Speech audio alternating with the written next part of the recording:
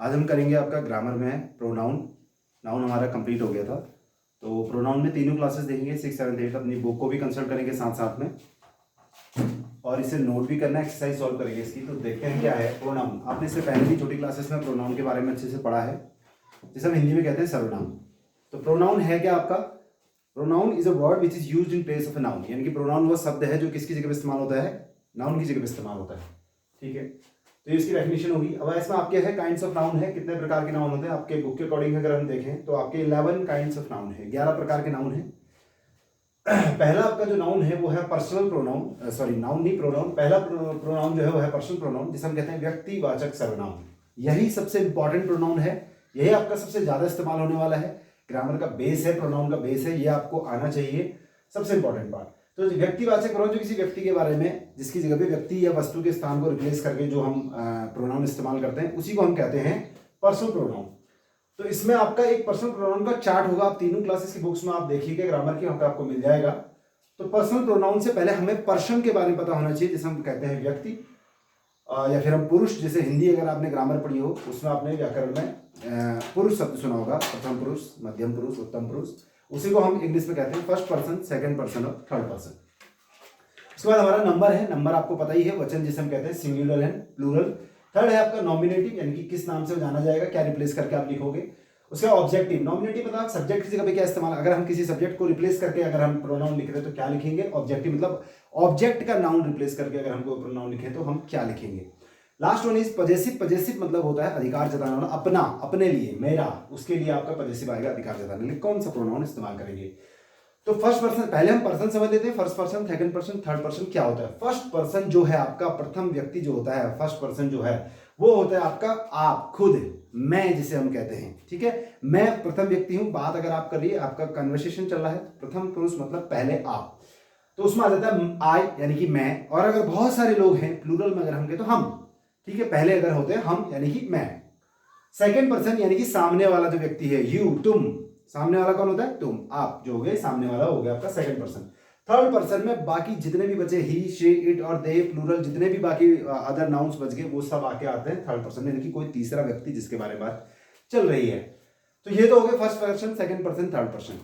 आगे देखते हैं क्या नॉमिनेटिव केस होगा। अगर फर्स्ट पर्सन सिंगुलर है, एक वचन है, यानी कि मैं, तो आप इस्तेमाल करोगे आई। और आई की जगह अगर हम ऑब्जेक्ट की जगह पर अगर आई को रिप्लेस करेंगे तो हम लिखेंगे मी, वहां पे आई नहीं लिखेंगे। ठीक है, जैसे मैंने लिखा माय नेम इज, उसके बाद आपने किसका नाम लिखा, Ram is a good boy, हमने कहा ठीक है, तो आई, जैसे मैं ये काम करता हूं तो मैं आ जाएगा, और ऑब्जेक्ट की जगह उसमें होगा मी। क्या हो जाएगा? मी। तो आई नहीं लगाना, ऑब्जेक्ट की जगह अगर आप रिप्लेस करते हो प्रोनाउन को तो वहां पे आई नहीं लिखेंगे, मी लिखते हैं। ठीक है, आई लिखेंगे सब्जेक्ट की जगह पे। इसी का पजेसिव जो आपका प्रोनाउन है वो जाएगा आपका माइन। माय का क्या हो जाएगा? मेरा। वैसे सेम प्लूरल में हम जाते हैं, प्लूरल है आपका वी, वी का ऑब्जेक्टिव, सब्जेक्टिव, ऑब्जेक्टिव कैसे जाएगा? अस, हम, हमारा, हम। अस का मतलब भी हम होता है, वी का मतलब भी हम, लेकिन सब्जेक्ट की जगह हम रिप्लेस करते हैं तो वी लिखेंगे, ऑब्जेक्ट की जगह रिप्लेस करते हैं तो अस लिखेंगे। और इसका पजेसिव कैसे जाएगा? आर्स, यानी कि हमारा।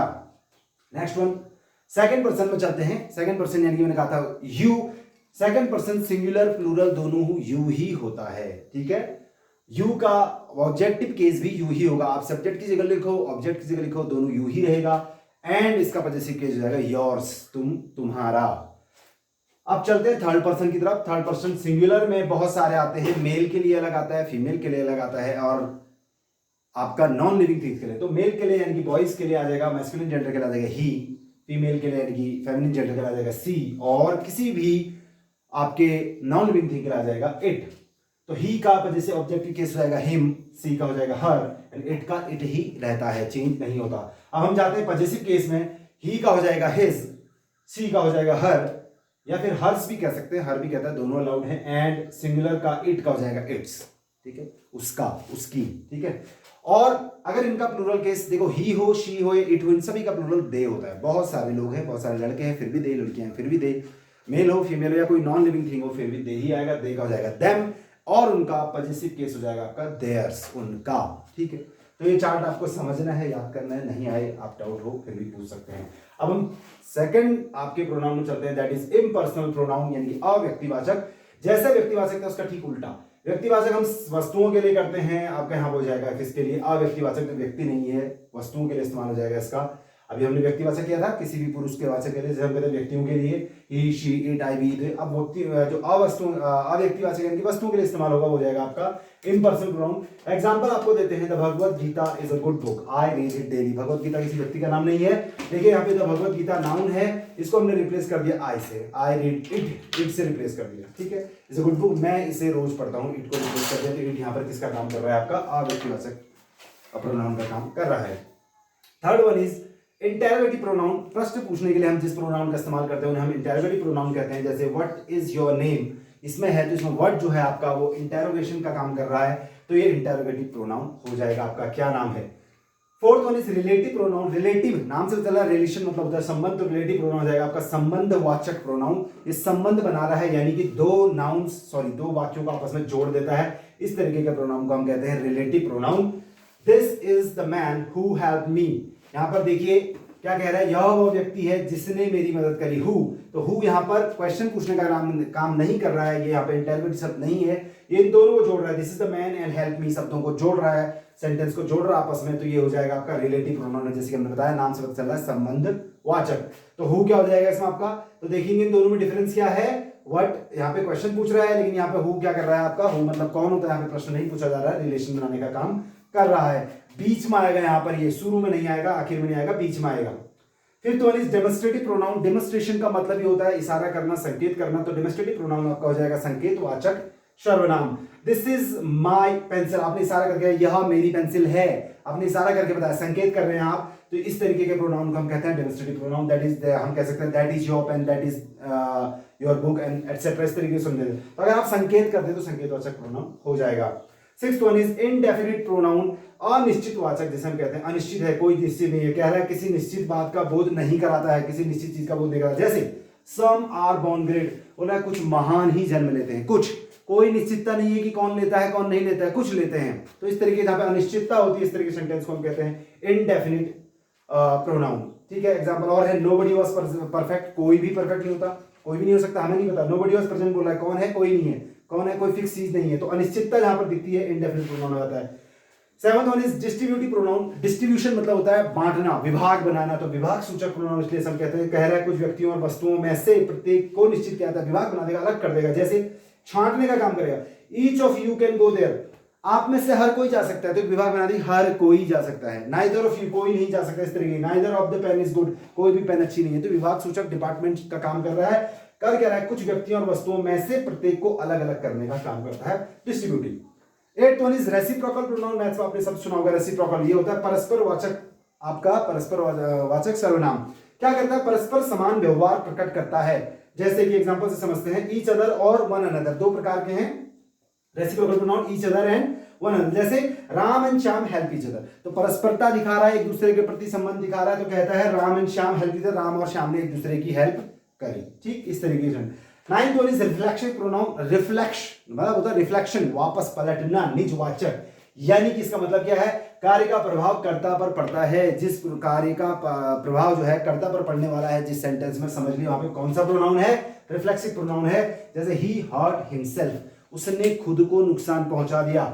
आई बोल रहा है I can do this my self, मैं अपने आप इस काम को कर सकता हूं, तो हिमसेल्फ माई सेल्फ अगर लास्ट में आते हैं, इस तरीके सेंटेंस आपके रिफ्लेक्शन, आप पर प्रभाव डाल रहा है काम, अगर वापस काम करता पर प्रभाव पड़ रहा है तो रिफ्लेक्सिव प्रोनाउन हो जाएगा। इसके बाद एम्पैटिक प्रोनाउन आता है। एम्पैटिक होता है दृढ़तावाचक, जो आपकी दृढ़ता को प्रकट करता है सेंटेंस में, तो वर्ब के एक्शन पर प्रभाव डालता है। वर्ब का जो एक्शन है उस पर, कर्ता पर प्रभाव नहीं डाल रहा है, वर्ब के एक्शन पर प्रभाव डाल रहा है। इसको कंफ्यूजन को क्लियर रखना है, रिफ्लेक्सिव और एम्पैटिक में बारीक सा डिफरेंस है। सब देख जैसे I myself clean my room, I myself clean my room, मैं अपना काम स्वयं कर सकता हूं, काम पर प्रभाव पड़ रहा है, इस बार कर्ता पर नहीं पड़ रहा। अगर ये यहां पर रिफ्लेक्सिव प्रोनाउन होता तो होता I can clean my room my self, and that is reflexive pronoun. अंतर क्या है समझेंगे। रिफ्लेक्सिव जो एम्पैटिक प्रोनाउन है, शब्द के तथा शब्द के जो सब्जेक्ट है उसके सीधा बाद आ जाएगा और वर्ब से पहले आएगा। सब्जेक्ट के बाद और वर्ब से पहले आपका कौन सा आता है, इंपैटिक प्रोनाउन, जो इससे पीछे हमने पढ़ा है दृढ़तावाचक है। और जो रिफ्लेक्सिव प्रोनाउन का प्रयोग जो है वर्ब के बाद होता है। जैसे डिफरेंस देख लो, ही हर्ट, ही क्या है आपका सब्जेक्ट है, हर्ट आपका वर्ब है, उसके बाद हिमसेल्फ आया है तो रिफ्लेक्सिव प्रोनाउन है। लेकिन डायरेक्ट सब्जेक्ट के बाद अगर आपका माई सेल्फ और इस तरीके के सब्जेक्ट आ गए हैं जो रिफ्लेक्शन जता रहे हैं तो उसे हम कहेंगे इंपैटिक प्रोनाउन। डिफरेंस है दोनों में, एक आपका सब्जेक्ट के सीधा बाद आ जाएगा, एक सब्जेक्ट और वर्ब के बाद आएगा, उससे पहले आएगा। ठीक है, देखते हैं, हमें देखो कह रहा है ना इंपैटिक प्रोनाउन सब्जेक्ट के बाद आता है, वर्ब से पूर्व होता है। रिफ्लेक्सिव प्रोनाउन का प्रयोग वर्ब के बाद होता है, पहले वर्ब आएगा फिर उसके बाद आएगा रिफ्लेक्सिव हो जाएगा। दोनों में अंतर है, वरना सब एक जैसे हैं। And the last one is exclamatory pronoun, जो आपने पहले भी शब्द सुने, एक्सक्लेमेटरी वर्ड्स भी होते हैं, सेंटेंस भी होते हैं। एक्सक्लेमेशन मतलब होता है विस्मयादि सूचक। क्या होता है? विस्मयादि सूचक। ये लास्ट है आपका, यहां से आपका प्रोनाउन लास्ट टॉपिक है, ये एक्सक्लेमेटरी प्रोनाउन। व्हाट हैज बोला है, जैसे व्हाट ही हैज, तो विस्मय, किसी प्रकार का विस्मय हो, इसको पहचानने का बहुत आसान तरीका है, इसमें विस्मयादि सूचक एक्सक्लेमेशन का साइन होता है, साइन ऑफ एक्सक्लेमेशन भी इसके हम कहते हैं। व्हाट हैज ही गॉन, बोला क्या वो चला गया, इस तरीके से हमें आश्चर्यचकित करने वाले शब्द हो उनको हम कहते हैं एक्सक्लेमेटरी प्रोनाउन। ठीक है, तो इतना ही आपका प्रोनाउन में, इसको आप क्लियर रखेंगे। किसी को कोई डाउट है you can ask me any time, जब भी आपको हो। फिर भी उसकी एक्सरसाइज सॉल्व कर लीजिए, कोई क्वेश्चन ना आए तो उसका आंसर आप मुझसे पूछ सकते हैं। ठीक है।